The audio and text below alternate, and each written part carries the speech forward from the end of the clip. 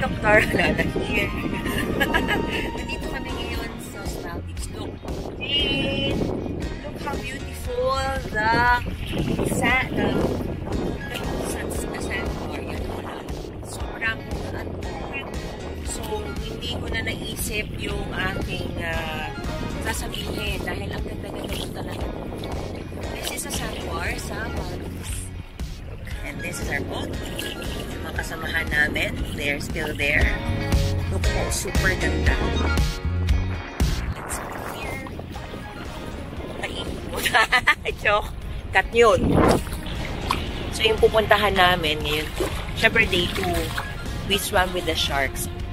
Medyo, nung una, hindi ako masyadong natatakot sa sharks kasi yung bilin sa amin, pag tabi sa sharks is always keep your hands or your fist closed and then do not touch them. Pero sila, unfair. Yung mga sharks, pwede ka nilang hawakan. Tubungkuin, pero hindi mo sila pwedeng hawakan. And then, okay na. Pagka-picture na ako. Pagkatapos ko mag-picture, nag-snorkel na ako. Oh my gosh, sa ilalim pala nun is puro sharks. It's like a shark den talaga. Tapos, so, sobrang dami ng sharks. Pili ko yung isang pag-uwakit na gano'n bigla akong aatakihin. So, sabi ko, nag-play dead na lang. Pero, super naman po, super bait naman po nung mga nag-a-assist. And, may tsura naman din po sila kung tatrain nyo yung tsura nila. And so, here.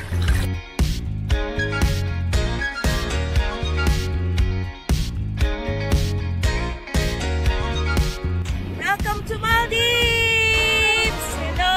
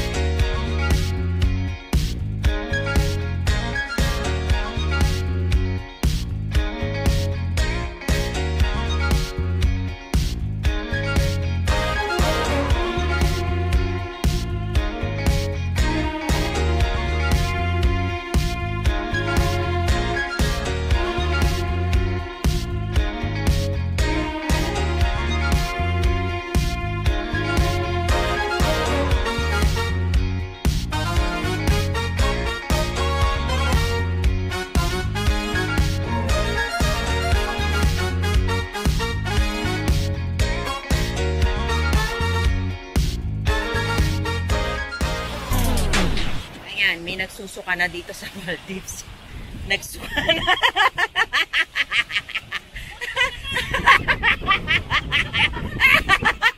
Yan o, nagsuka na! Nahilo siya kasi kanina po.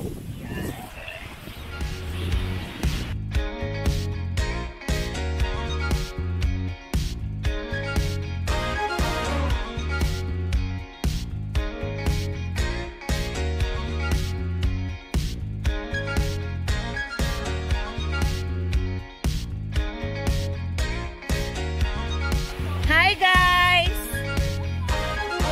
Nancy! Hello!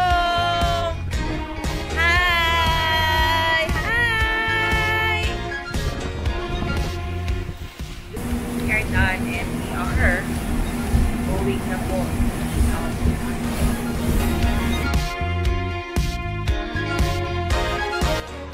So we're here na po sa island and dito po kami magla-lunch for today. And then, after namin mag-lunch, we will go with the stingrays.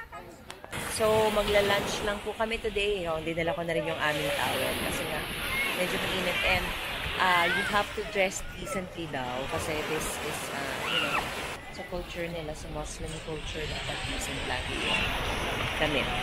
Sinabihan kami na dress decently kasi sa island. So, dito kami magla-lunch and then afterwards, pupunta na kami sa Stingray. So, nandito tayo to check on the stingrays. There is a stingray right here. Those are the stingrays, as you can see. These are the stingrays.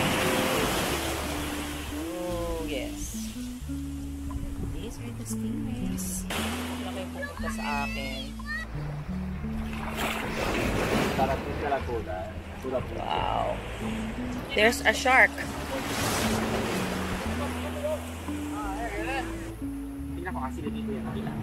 Okay, may shark oh.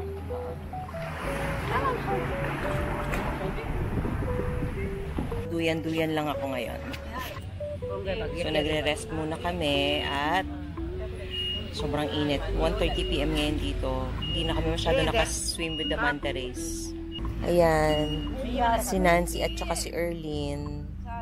Duyan-duyan. At yung kapatid ko na natutulog na. Hello. So, rest a bit and then we will go back to Maafushi. Sobrang duyan nila. Oh, yung mga ayaw mangitim, kaya lang nangitim na. Pero ang importante ay walang sunburn.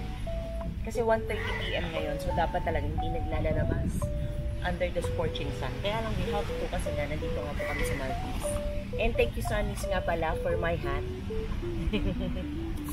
Kailangan suotin to protect the face. Yan.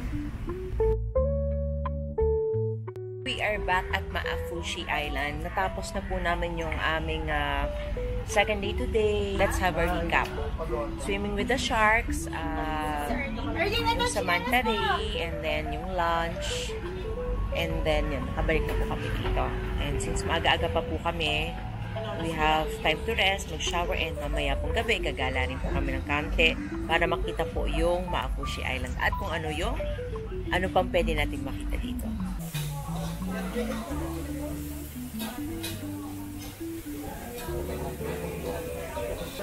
Chapati, dal makhani,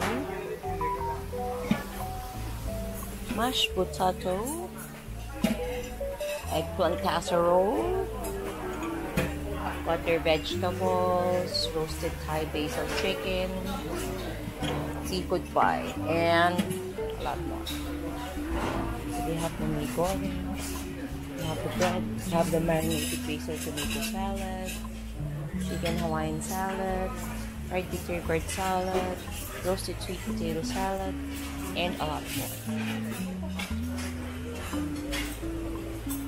The good is that they had a lot of sweets. Yeah, sarap.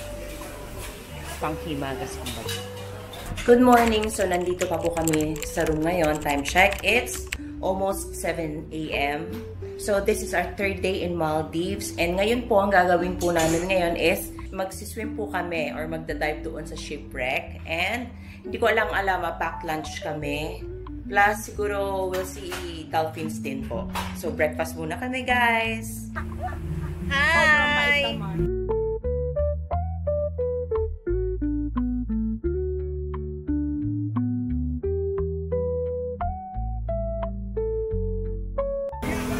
Dahil nga kahapon, medyo nalungkot kami dahil hindi kami nabigyan ng chance na magpa-picture talaga kahapon.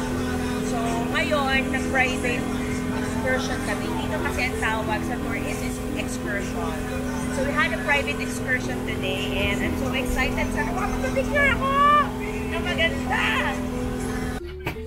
We are looking for the manta. Yun, so, later pa ako. Later. Maya. Later na maya. Kasi malakas doon yung current. Baka pulikatin ako. Yan. So, si Abby na muna yung magda-dive. Papunta doon. And since wala akong gadget, mamaya na ako. Yun yung shipwreck. Gadget. Si Juvan, nagkasakit na. So, tapos na kami swim and dive sa shipwreck. Grabe. Since hindi naman talaga ako diver, nahirapan akong bumaba. Ito na lang yung assistant namin na safety, si Rex. Hinawakan na lang niya ako. Pero, syempre, thank you also to Christian, to Erlyn, to Abby, to Giovannian. Mga tinulungan akong mag-dive. Kasi hindi naman talaga ako free diver. Pero, nakita ko yung beauty of the shipwreck. Kaya, I'm so happy. So, nandito kami ngayon sa isang island, local island. So, we have to dress modestly, sabi nila. And dito na kami kakain. Prayer time daw. Sarado daw ng alam lahat.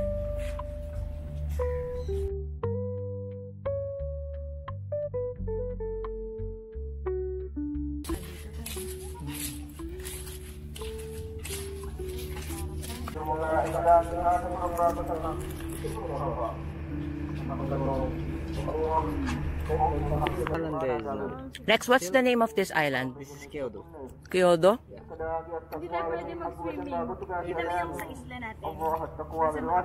Bikini yung hanap natin. Yeah, Mahafushi is currently the most developed local island. So, nandito po tayo sa isang island sa Maldives. And since this is a Muslim country, medyo mahigpit po talaga sila. And sa Maafushi pa lang po talaga merong Bikini Beach. And dito sa island na yon, meron din pong Bikini Beach. Ito po yon. So, as you can see, yan po yung Bikini Beach. Maliit lang siya. So, we're going to the Bikini Beach. So, meron po silang prayer ngayon. So, sarado lahat ng mga establishments. So, let's go to their Bikini Beach.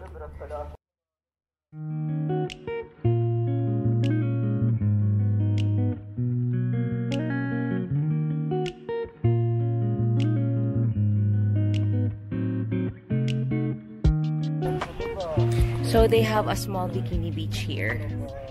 So, puro mga halos karamihan ay foreigners. So, nandito ngayon sa beach.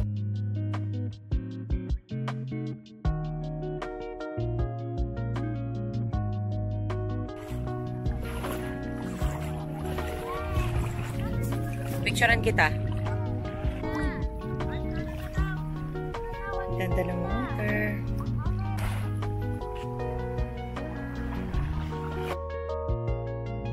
Originally from Maldives, right?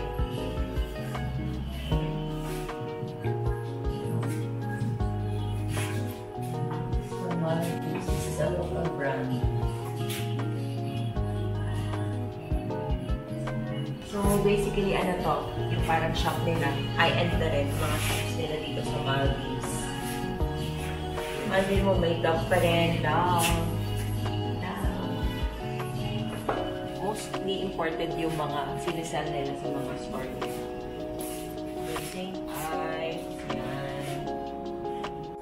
Good morning, guys. So, this will be our last day here in Maldives. So, nagbe-breakfast po ulit kami ng aking kapatid.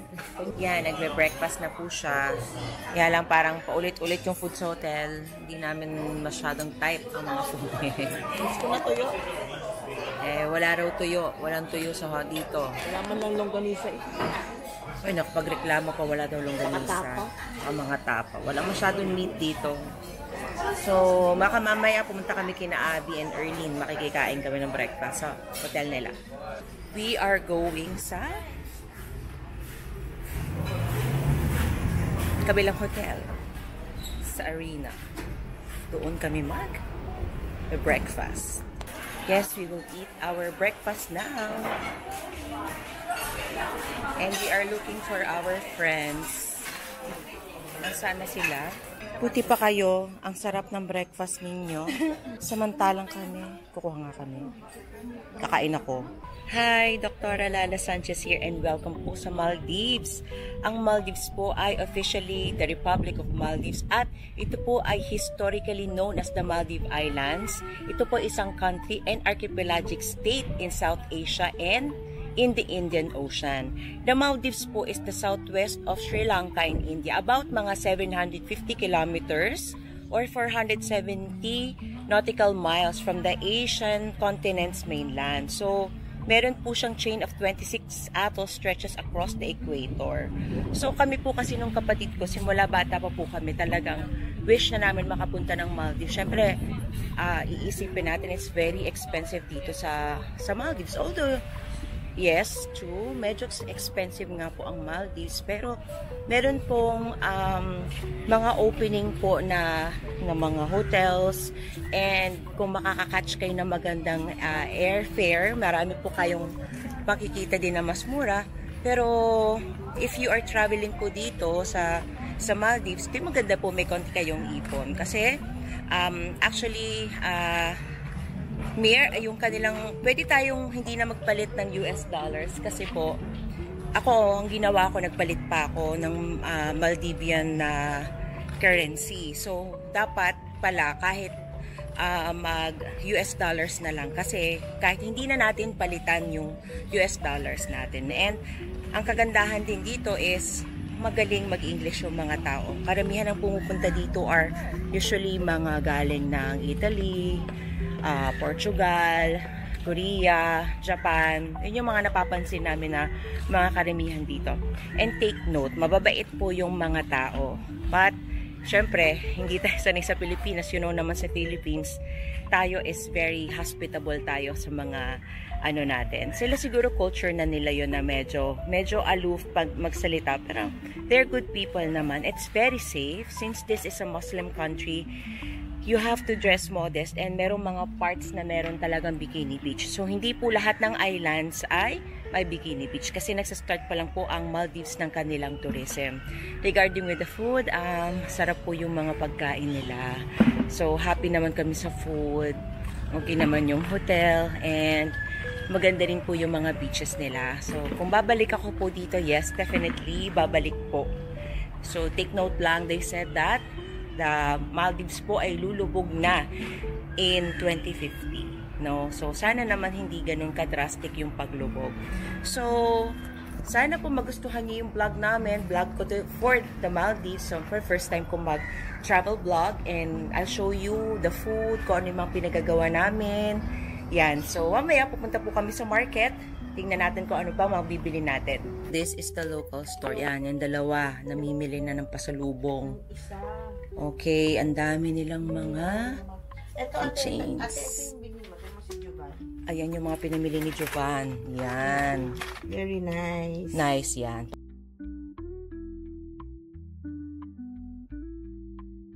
So, ito po yung mga parang Pilipinas din. Yan. And then, meron ako nagustuhan dito na tea. Kabili na po ako ng tea like jasmine, mint. Yan, I got the passion fruit and the blueberry tea. Yan. Hi. I'm a vlogger, Dr. Lala.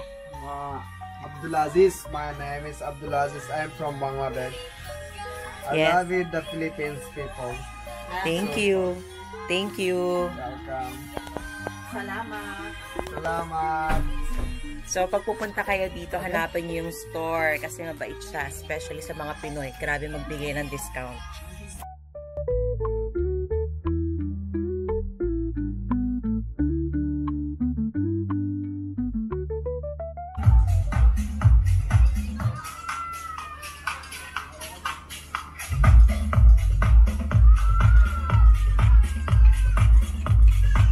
Hi guys, so last day na namin sa Maldives and nagsiswim pa sila ngayon. Ako naman, nagbabantay ng gamit, tagabantay and super ganda talaga. Definitely I'll be coming back here in Maldives with my honey and my kids and my family.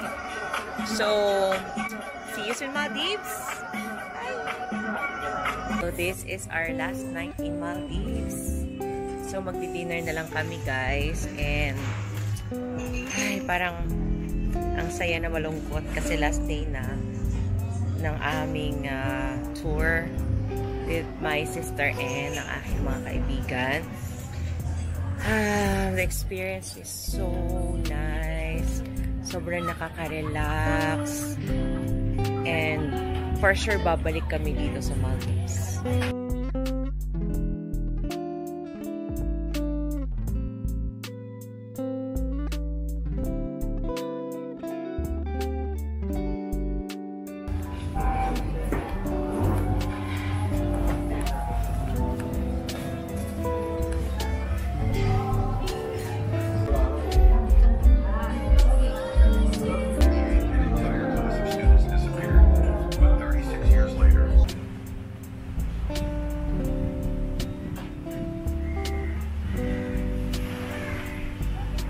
Hi guys! So this is it. This is our last day in this island, in this paradise. Ay, super naging happy ako. I even got emotional kasi nga po, this is the first time na magkasama kami ng aking kapatid na kami lang after high school, and then glad to be here with my best friends at saka Kaya nga po dapat work hard and travel harder. So, goodbye Maldives, goodbye for now. No, anong pakiramdam ngayon ng mga paalis na? Wala, Habibi. Masaya, nag-party ka ba? masaya naman Nancy. Si Nancy nag-party.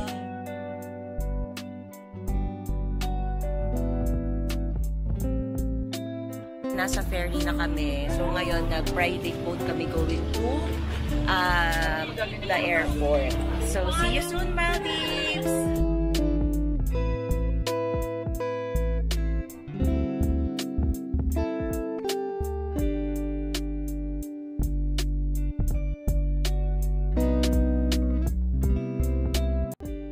Papaalam na kami sa Maldives. Ay, nako. Definitely, sabi ko dito, dapat medyo mag-ipon-ipon talaga tayo magpupunta dito. So, nasa plane na po kami, pabalik na Malaysia, and then medyo delayed yung flight namin ng an hour. Sana makaabot kami sa flight namin from Malaysia to the Philippines. Stay safe, see you soon. Goodbye. Goodbye, Maldives.